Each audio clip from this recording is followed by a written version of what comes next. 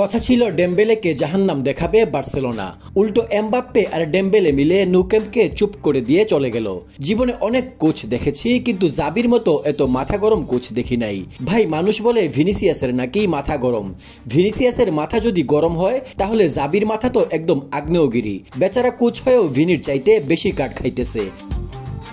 আজকের ম্যাচটার দিকে তাকান। এরকম হেভিওয়েট ম্যাচে কোচকে ডাক আউটে থাকতে হয়।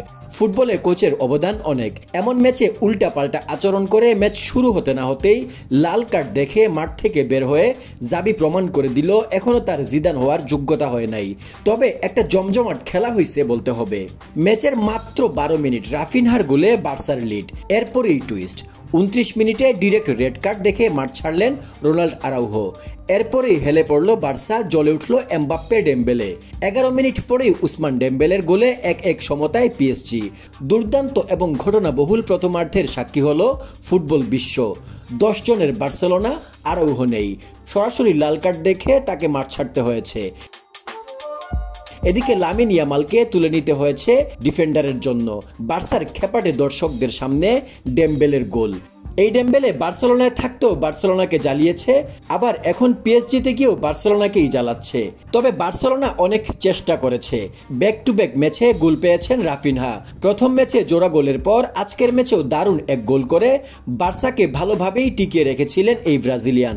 কিন্তু শেষ রক্ষা আর হলো কই। সেকেন্ড হাফটা নিজেদের করে নিতে পারলেই কেল্লা ফতে হয়ে যেত বার্সেলোনার, কিন্তু সেই কাজ বার্সেলোনা আর করতে পারল না। আজকের ম্যাচে প্রথমার্ধে পিএসজির বেস্ট পারফর্মার ছিল ইয়াংস্টার ব্রেডলি বারকোলা। প্রথম 45 মিনিটে শুধু মুগ্ধ হয়ে এই তরুণের খেলা দেখতে হয়েছে। দুর্দান্ত বল কন্ট্রোলের সাথে গতির অসাধারণ ব্যবহার। মাঠের বাঁ প্রান্ত দাপিয়ে বেরিয়েছে এই তরুণ। তাকে লাস্টম্যান ট্যাকেল করতে গিয়েই রেড কার্ড দেখেছে আরাউহো। ডেম্বেলের সমতাসূচক গোলের অ্যাসিস্ট এসেছে তার পা থেকেই। উসমান ডেম্বেলেও ব্যাক টু ব্যাক গোল পেয়েছে নিজের সাবেক ক্লাব বার্সেলোনার বিপক্ষে। পিএসজির ক্যারিয়ারে নিজের অন্যতম সেরা ম্যাচটি ডেম্বেলে খেলে ফেলেছে আজ, সেটা বলাই যায়। ম্যাচের সেকেন্ড হাফ শুরু হতে না হতেই আবার সেই ডেম্বেলে কর্নার শট থেকে পাস যায় হাকিমির পায়ে। তারপর হাকিমি পাস দেন ভিতিনহোকে, আর তারপরই বিদ্যুৎ গতির গোল। নু ক্যাম্পকে একদম চুপ করিয়ে দিলেন ক্ষণিকের জন্য। এরপরই উদয় হয় এমবাপ্পে। ঘরের মাঠে সুবিধা করতে না পারলেও নু ক্যাম্পে এসে ঠিকই জ্বলে উঠল সে। পেনাল্টি থেকে অসাধারণ গোল দিয়ে তেড়ে গেল নু ক্যাম্পের দিকে। কি বুঝাতে চাইলো? মাদ্রিদে আসতেছি, এসব দেখার জন্য রেডি থাকো। এই শেষ না, এরপর সে আরেক গোল দিয়ে হালি পূরণ করে জানান দে মাদ্রিদে আসলে এই চিত্রের দেখা মিলবে হর হামেশাই। তবে এই ম্যাচে সবচেয়ে হতাশাজনক কাজটা করেছে জাভি নিজেই। ম্যাচের শুরুতেই তার রেড কার্ড খাওয়াটা ভুগিয়েছে পুরো ম্যাচেই।